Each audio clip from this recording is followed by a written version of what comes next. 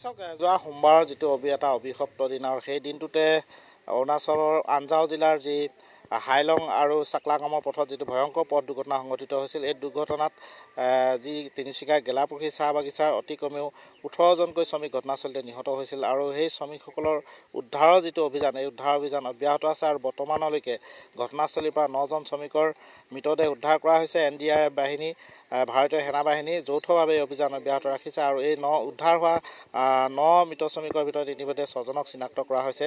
যিহেতু যথেষ্ট এটা দুৰ্গম অঞ্চল আৰু এই দুৰ্গম অঞ্চলত মৃতদেহ বিচাৰি উদ্ধাৰ অভিযান চলোৱাটো যথেষ্ট এটা প্ৰত্যাহ্বানমূলক হৈ পৰিছে। তাৰ মাজতো যথেষ্ট কষ্ট কৰি NDRF আৰু ভাৰতীয় সেনাবাহিনীয়ে উদ্ধাৰ অভিযান অব্যাহত ৰাখিছে আৰু যি উদ্ধাৰ হোৱা 9জন শ্ৰমিকৰ মৃতদেহ আজি গেলাপুখুৰীলৈ লৈ অনা হ'ব আৰু তেওঁলোকক অন্ত্যেষ্টিক্ৰিয়া সম্পন্ন কৰিবৰ কাৰণে যিখিনি প্ৰাৰম্ভিক প্ৰস্তুতি চলাবলগীয়া হয় সেইখিনি ইতিমধ্যে জিলা প্ৰশাসন, আটছা তথা ইয়াৰ স্থানীয় ৰাইজৰ উদ্যোগত ইয়াৰ প্ৰস্তুতি চলোৱা হৈছে। মই আটছাৰ প্ৰতিনিধি আছে, তেওঁলোকৰ পৰা জানিবলৈ চেষ্টা কৰিম। এটা মৰ্মান্তিক ঘটনা, অতি কমেও গেলাপুখুৰী চাহ বাগিচাৰ 18জনকৈ শ্ৰমিকে প্ৰাণহানি কৰিবলগীয়া হ'ল। মৃতদেহ এতিয়াও সম্পূৰ্ণ ওপৰত উদ্ধাৰ হোৱা নাই। তাৰ মাজতো 9জন শ্ৰমিকৰ মৃতদেহ উদ্ধাৰ হোৱাৰ তথ্য পোহৰলৈ আহিছে। যিটো অন্ত্যেষ্টিক্ৰিয়া কৰিব, আপোনালোকে কেনেধৰণৰ প্ৰস্তুতি চলাইছে? হয়, অতি বেদনাদায়ক ঘটনা সংঘটিত হৈছে, আপোনালোকে ইতিমধ্যে গম পাইছেই। আৰু আমি জানিব পৰা মতে যোৱাকালি ছয়গৰাকী মানে মৃতদেহ উদ্ধাৰ কৰা হৈছে।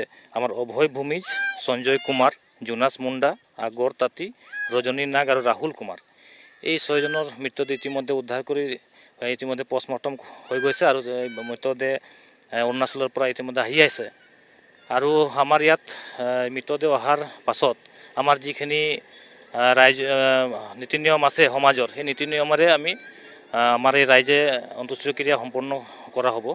আমি ৰাইজৰ লগত কথা পাতিছোঁ আৰু গোটেই মৃতদেহবোৰ অহাৰ লগে লগে আমি যিখিনি অন্ত্যেষ্টিক্ৰিয়াৰ যিখিনি নীতি নিয়ম আছে সকলো নীতি নিয়মেৰে অন্ত্যেষ্টিক্ৰিয়া সম্পন্ন কৰা হ'ব। প্ৰশাসনৰ যিটো সহযোগ থাকিবলৈ কেনেধৰণৰ সহযোগ কৰিছে? প্ৰশাসনৰ সম্পূৰ্ণ সহায় সহযোগিতা আগবঢ়াইছে। প্ৰশাসনে যিখিনি কৰিব লগীয়া হৈছে, প্ৰশাসনে আমাৰ লগত আৰু ৰাইজৰ লগত সম্পূৰ্ণ সহযোগিতা আগবঢ়াইছে। যিটো অন্ত্যেষ্টিক্ৰিয়া সমজুৱাভাৱে কৰা হ'ব নে, যিসকল মৃতদেহ অনা হ'ব একেলগে কৰা হ'ব অন্ত্যেষ্টিক্ৰিয়া?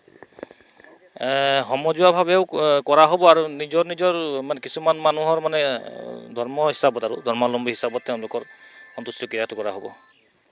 ইতিমধ্যে আটছা প্ৰতিনিধিসকলে উল্লেখ কৰিছে যে যি 6জন শ্ৰমিকক যিহেতু আইডেণ্টিফাই কৰা হৈছে আৰু তেওঁলোকক কিছু সময় পিছতে তিনিচুকীয়ালৈ লৈ অনা হ'ব। তেওঁলোকৰ যি মৰণোত্তৰ পৰীক্ষাও ইতিমধ্যে সম্পন্ন কৰা হৈছে। মই ভিডিঅ' জাৰ্নেলিষ্ট প্ৰশান্ত চাক পৰিৱেশটো দেখুৱাবৰ কাৰণে অনুৰোধ জনাইছোঁ। যিহেতু অন্ত্যেষ্টিক্ৰিয়াৰ যি আনুষ্ঠানিকতা, এই আনুষ্ঠানিকতা ইয়াতে সম্পন্ন কৰা হ'ব বিভিন্ন নীতি নিয়মৰ মাজেৰে আৰু এই ক্ষেত্ৰত জিলা প্ৰশাসনৰ লোকো উপস্থিত হৈছেহি আৰু একেদৰে স্থানীয় লোক তথা আটছাৰ প্ৰতিনিধিবৰ্গই এই অন্ত্যেষ্টিক্ৰিয়া সম্পন্ন কৰিবৰ কাৰণে জিতুল দত্ত, আপোনাক আমি এই মুহূৰ্তত ধন্যবাদ জ্ঞাপন কৰিছোঁ।